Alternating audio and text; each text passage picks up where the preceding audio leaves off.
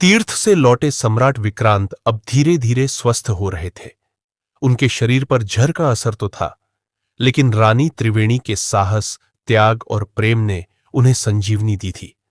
पूरे महल में एक नई ऊर्जा लौट आई थी। गुरु रुद्राचार्य के बचे हुए अनुयायियों को न्याय के कटघरे में लाया गया। सम्राट ने स्पष्ट शब्दों में कहा, धर्म की आड़ में किया गया विश्वासघात सबसे बड़ा पाप होता है। सब गद्दारों को दंड मिला, किसी को कारावास, किसी को देश निकाला। रानी की सलाह पर अर्जुन सेन को मुख्य सेनापति नियुक्त किया गया।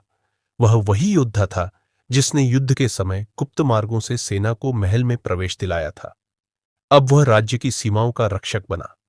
राजेश्वरी, जिन्होंने युद्ध भूमि में रुद्राचार्य को मारकर राज्य को बचाया, उन्हें वीरांगना रत्न की उपाधि दी गई।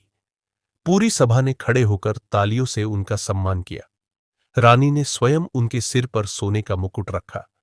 कुछ दिनों बाद एक शांत सुबह सम्राट विक्रांत रानी त्रिवेणी के सामने झुके और बोले, तुमने मुझे नया जीवन दिया है और इस राज्य को भविष्य। रानी ने उन्हें उठाया और मुस्कुराते हुए कहा, हम दोनों इस राज्य के प्रहरी हैं।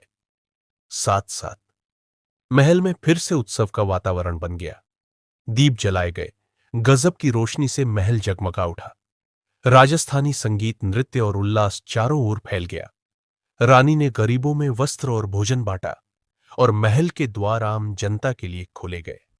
सम्राट ने घोषणा की, अब इस युग का नाम होगा त्रिविक्रम युग।